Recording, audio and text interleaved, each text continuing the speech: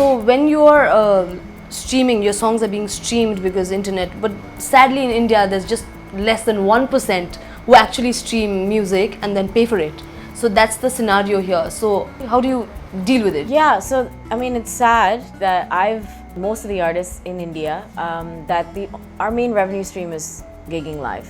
I've never even grown up with the thought of getting money from royalties.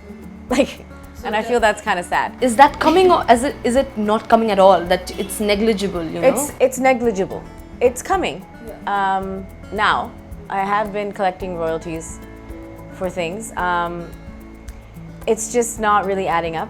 It's not that bad for original content that does well, but again, it's not sustainable. Like, it doesn't help you invest in yourself. You need to be gigging. That's the only way to get the kind of money that you need to be able to reinvest in your music and come out with more music and higher production value and stuff. So when you're singing a song and you've entered a studio and then you're about to go, you're gonna record.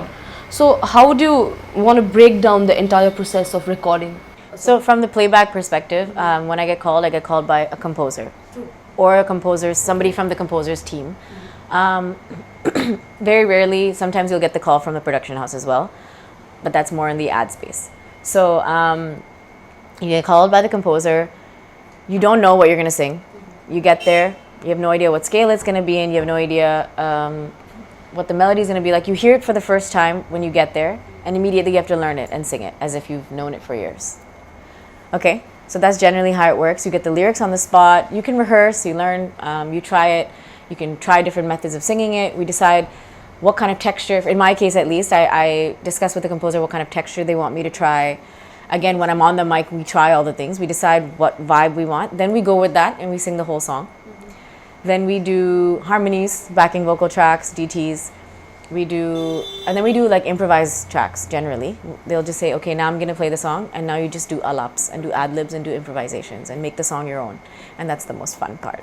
Did you enjoy that? That's where you come out as your personality and your own identity as a singer. That's where you're able to showcase that. Until then, you're kind of just listening to the composer and in a lot of cases mimicking what they're asking you to do. How long does the recording go? Sometimes 30 minutes, sometimes 6 hours. So is it a cool place to hang out in? Is it clean? Yes, I love studios. Nice. Of course, some studios are nicer than others. But a lot of the bigger studios, a lot of the composers' studios, they've really worked on, and like they've worked on the acoustics, they work on making sure everybody feels comfortable, having the right equipment. In terms of hygiene, the more I think about it, the more I wonder how hygienic they actually are. Did you just put the thought into your head? Yeah, thanks. But there are certain things that I do to, at least for shows, more so outside the studio, that I do that I can have in my own control. Like I carry my own mic head. Okay. So the thing that's touching my lips, that's my own product that only has my lips touching it. Great. Otherwise, I've had experiences at shows where the mics provided by the vendor stink. Yeah, of course it does. And again, when you're singing, when you're performing, you're doing this. There are times when you're singing something really intimate, it has to get close. And if that mic is dirty, so now I have my own mic capsule. I take it for all my gigs. I have my own in-ears. I don't put anybody else's earbuds in my ears. So things like that, it's a good investment. It costs a lot of money sometimes. But so when you're recording a song, you enter a studio. Do you stick to one of your routines, or is there no routine? You just go, you get on with the musicians, you get on with the band, and then you just sing and then you get out. What's that one thing that you do? There's like so many different states that I've been in when I've been called to come to studio.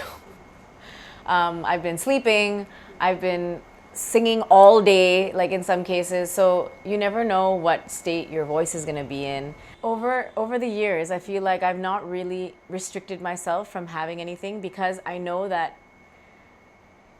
you never know, again, what state you're going to be in when you're called for a recording. So it won't really matter. It's better if you expose yourself to all of it. For me, at least, that's what's worked out. Because people who, for example, who've restricted themselves from having ice cream, who think, okay, I cannot have anything cold before I sing. Now I'm on, like, it's a Friday night, I'm chilling with my friends, I just watched a movie, let's go get ice cream. Yeah. Screw it, it's 11 p.m., I'm done my day. I go have ice cream. 12 p.m., Pritam Da calls you. There's a session, it's urgent. What are you gonna do? You're not gonna go and sing? You have to, right? Of course. So I just liked how you brought Preetham Da into the entire scenario. So let's assume you get a call. Yeah. From That's happened before. from I've Preetham gotten a Da? call from Preetham Da at midnight. Yeah. And he says 11 p.m. we're shooting. We're recording. Yeah. But you also get a call from A.R. Rahman sir. And he says, we're going to record today. What? Who? What? Did I put you in a sticky is this situation? hypothetical? No. Did I put you in a sticky No, whoever situation? called me first. Are you If I going to could- do yeah. that? Even So if what it's if- not, even if it's like Arjuna Harjai, my friend, Yes. who I've been working with for years. True. If he called me and I've committed to him, and then somebody else calls me, Okay. who's more established or whatever. Uh-huh. If I've committed that time, I would tell them that actually, can we do it another time? So it's as simple. Yeah, it has to be. If we can do this tomorrow, that's a little urgent. And I'm not talking about who is urgent, I'm saying what is urgent. Like the work, whatever, if it's genuinely more urgent, then I will try my best. And I'll call people and I'll try to, like every industry is about people management and juggling all of this, right? So likewise, it's the same here. So as an independent artist, what would you suggest that, is there a blueprint or is there a certain pathway that they should actually follow looking at you? Because there are a lot of people who actually follow you.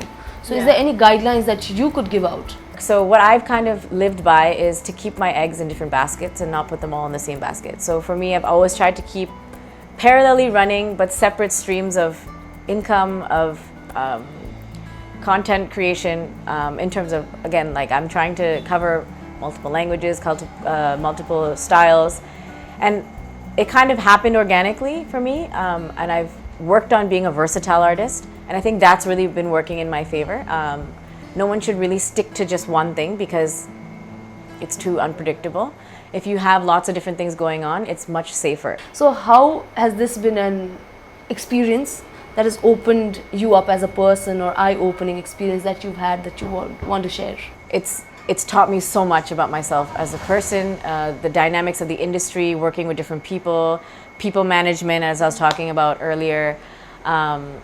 It's also made me really open up because your life is on display when you're a public figure or whatever.